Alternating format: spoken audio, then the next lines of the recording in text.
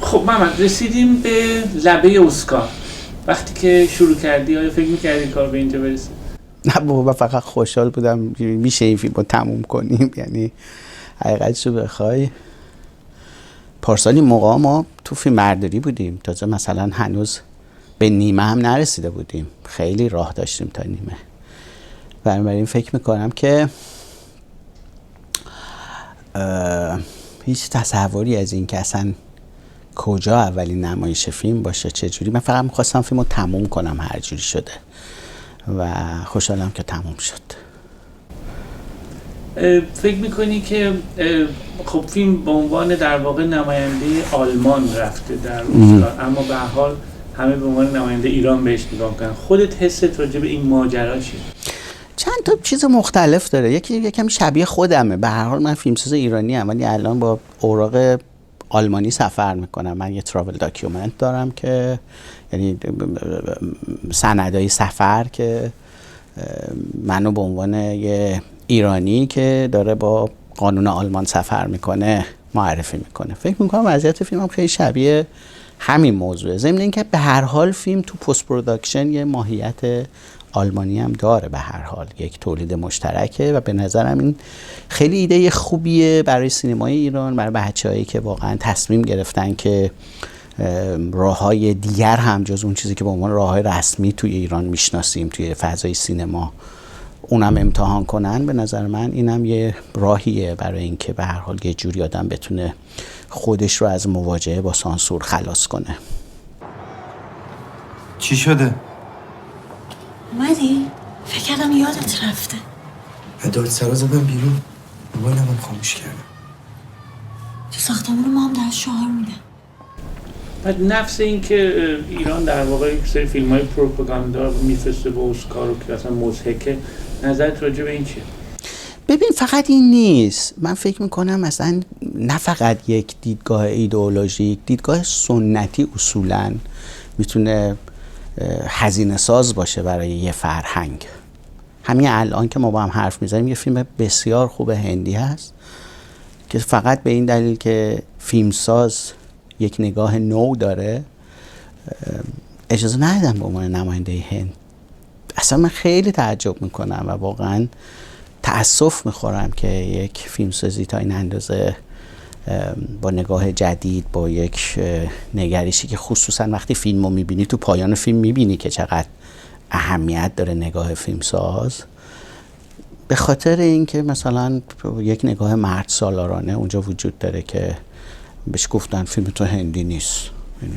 نمیدونم، این فقط راجع به ایران نیست. حالا البته در ایران تو باید فکر کنی که خب علاوه بر اون نگاه سنت سینمایی که خیلی جالبه که من گاهی اوقات فکر کنم زمانی که آقای کیارستمی نوع سینماش در واقع خیلی عالمگیر شد و خیلی توجه ها رو خودش جلب کرد، نگاه نوعی بود، ولی امروز اون سنت سینمای ایرانه، میدونی، و خیلی مهمه که ما بتونیم در هر مواجهه با دوران جدید، روز جدید، بتونیم به دنبال زبان تازه باشیم برای سینما. و من میدونم که معمولا این خیلی پرهزینه است، برای اینکه رسیدن به اون زبان هم آسون نیست. گاهی اوقات آدم ریسک میکنه ممکنه نشه، ممکنه نتونی.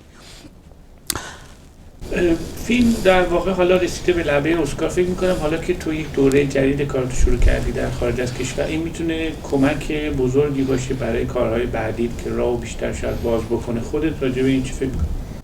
آره اصلا راستشو بخوای من اصلا با همین فکر از ایران اومدم بیرون. ببین اگه من قرار نباشه کار کنم که خب میموندم ایران و خب زندانم رفته بودم، میدونستم مشکلاتش هم میشناختم، دشواریاش هم میشناختم، ولی اینکه اصولا علاقه نداشتم که به عنوان یک فیلمساز قربانی فقط تبدیل بشم به یه قربانی که حالا تو زندان نشسته منتظر یه چیزی بشه و اینا. نه، نمیخوام، این نقشو قبول نمیکنم.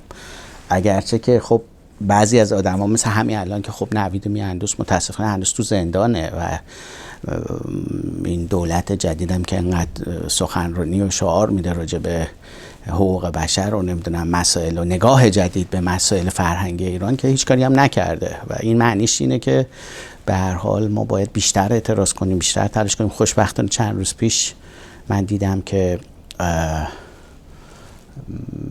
کارگردانا، فعالای فرهنگی، فیلمسازا، سینماگرا همه دور هم جمع شدن و یه نامه اعتراضی خیلی خوب درست کردن. واقعا تحسینشون میکنم و امیدوارم نتیجه بده. و به هر حال من اینجام برای اینکه سعی کنم کارم رو ادامه بدم. داستانایی از سرزمینمون توی قلبم هست که دوست دارم اینا رو تعریف کنم. و خب به هر حال اینا سالهاییه که من هنوز جونشو دارم فیلمای سخت بسازم. دوست دارم فیلم بسازم و سعیمو میکنم. حالا اینکه چه جوری عذاب در بیاد و تو این شرایط تازه من چه کار بتونم بکنم اون دیگه بحث جداست. احتیاج به زمان هست و اینکه خروجیاش بیاد و هم خودم متوجهشم چی کار میشه کرد، هم دیگه معلوم میشه که تو این شرایط من چی کاره بودم. هر شب دارم بیشتر میشه.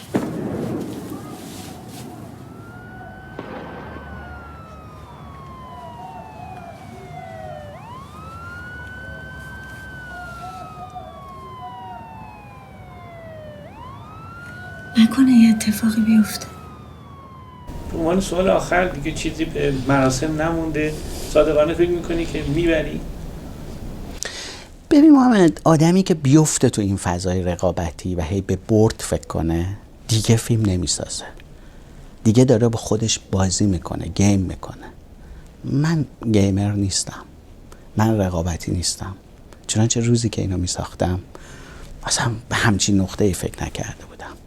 بنابراین من همین که این فیلم یه نوری روش میفته و به هر حال مخاطبای بیشتری فیلمو میبینن، به هر حال الان توی گلدن گلوب نامزد بود، الان توی سزار نامزده، توی لومیر جایزه رو گرفت، در بفتا نامزده، توی اسکار نامزده.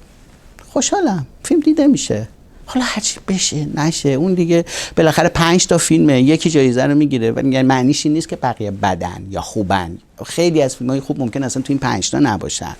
این یه فضاست، یه سرمونیه برای اینکه توجه بیشتری به سینما، به صنعت سینما بشه. به خود مراسم اسکار اصلا توجهش و ایدهش روی مخاطبه. بنابراین من اصلا به این فکر نمی کنم که میبره یا نمیبره. به این فکر میکنم چقدر خوب که زحمت یه تیم فوق‌العاده تو ایران که پشتوانه اصلی این فیلم بوده الان به این نقطه میرسه که مخاطبای بیشتری توجهشون به فیلم جلب میشه.